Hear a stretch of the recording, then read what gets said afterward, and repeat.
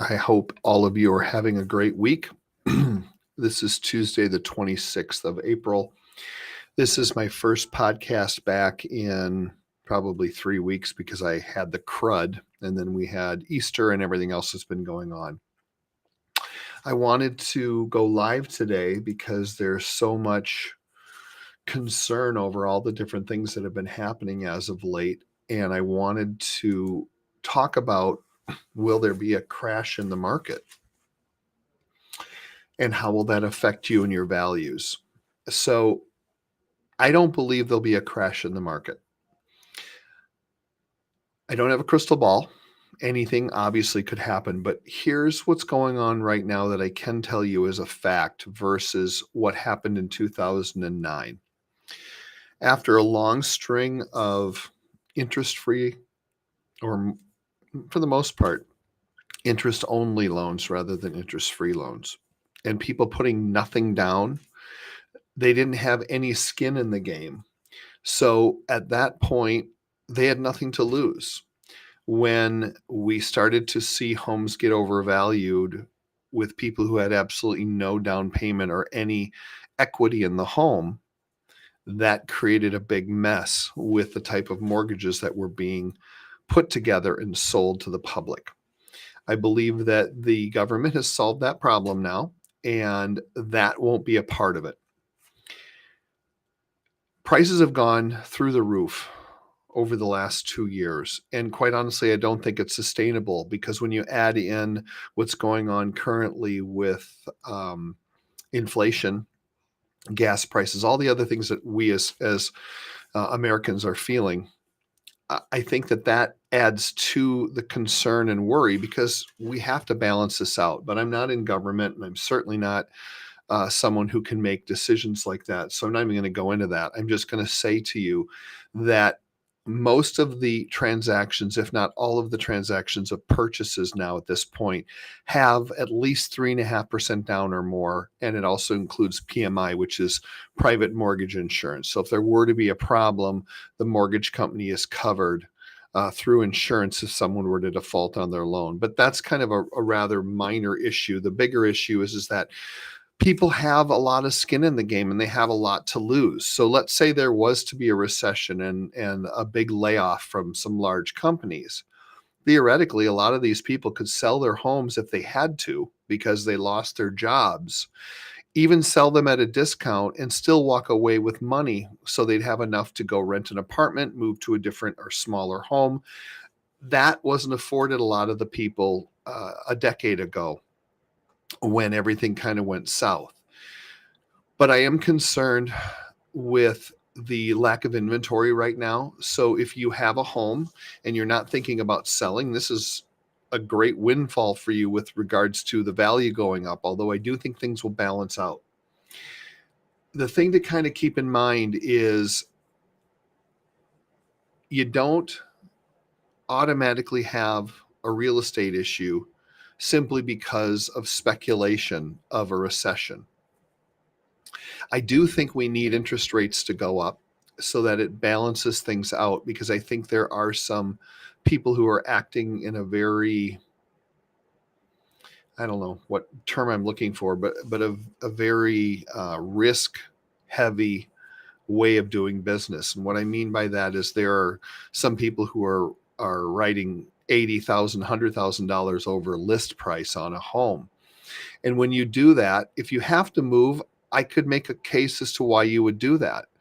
If you don't have to move, I can't. But I can tell you this. If you're purchasing a home right now and you're writing over that list price, you're basically paying that seller for all of the equity you're going to earn over the next 3 years. So it's no different than saying you're buying a house right now in 2024 or 2025 here in 2022. You're basically paying forward all of the equity. But I would also make an argument when you purchase a brand new home, there are many builders who will tell you that it's going to take you about 5 years to break even. So if you purchase and close today on a new construction home, it's typically going to be about 5 years before you can sell it and break even for what you paid for it. So there's a cost in doing all of this. It's just a matter of being smart. But I wanted to just say, in the middle of all these other videos that I'm doing, I want to make sure that you guys know that I'll try and stay on top of this, because it isn't just about buying and selling homes. That's what I do. But a lot of us, my friends, family, coworkers, you guys, you own homes, but you don't want to sell. But you still want to know, okay, what's my investment worth? It's no different than looking at your 401k or looking at what the stock value is today on the Best Buy stock you have. The interest rates right now have jumped. The last time I checked, which was last week, they were about 5.25. They started out at about 3.5%, and that was before the Ukraine piece started, but inflation had started. And the Feds had mentioned that they're going to do some rate hikes over the course of the next year, or 2022.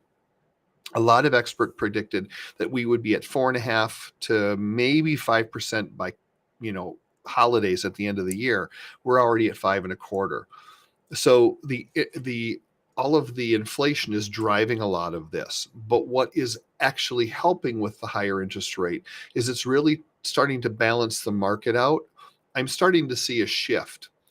And the thing is sometimes you can't tell that the shift is happening until it's happened. But there are some indicators.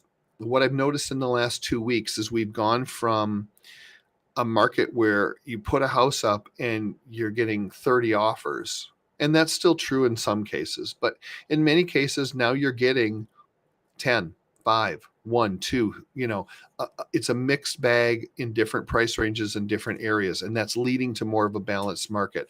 I think what it's doing is it's making some of the buyers kind of pull the reins back and say, well, whoa, wait a minute. Okay, so now this house that's going to be our dream home, maybe we don't put as much money out on it over the ask price, because with interest rates at 5.25, our payment's going to be considerably higher than it was at 3.5.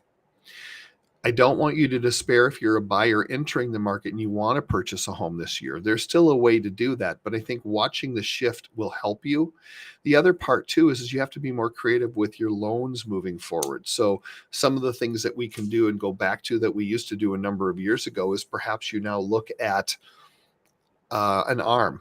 All right. So an ARM is not a bad thing. It's essentially a product that says, okay, for the first 7, so like a 7-1 arm or a 10-1 arm, for the first 7 years, your interest rate is going to be X. After the 7th year, it will start to adjust, and it can only go up by a max of 1 percentage point per year, for instance. So the idea is to ride out the higher interest rates, because with an ARM, lots of times it's a lot lower, like by a point or a point and a half from an interest rate standpoint. So you can lock in for 7 to 10 years and just figure, okay, we're going to pay down a bunch of principal on our home. And then 7 years from now, we'll take a look at where the interest rates are. There's a very good chance they'll be lower than they are right now. So we roll the dice and then we refinance in 7 years. Or the other idea is a lot of people don't stay for more than 7 years now. It's not that there aren't people like myself who've been in my house for 26 years, but there's a lot of people who on average move every 7 years for a myriad of reasons. So that can also be very effective, knowing that, okay, well, down the road, this may be our interim house where it's not our dream home, or we may want to move to, California or wherever, whatever, life throws at you. So you don't have to be worried about it. You just have to be cautious and sit back and really do your numbers ahead of time. So the sky isn't falling. And that's essentially all I wanted to say to you today, that everything is good. The interest rates are up. It's slowing things down, and it's going to lead to a more balanced market. So the two other things I'd like to see happen, I'm sure all Americans would. So I want to see gas prices come down. I want to see inflation come down, and hopefully the government will figure that out. The other piece is I want to see more listings. If we have more inventory, it balances everything out. We're still very low in the inventory part. So if you are looking to move and you feel like you need to move, you can still really take advantage of this market, because it's definitely still a seller's market. They say that a balanced market or a buyer's market is 3 to 7 years away, which I don't necessarily believe it's that long. But I do believe we will get closer to a balanced market sooner rather than later. So hopefully some of this makes sense to you.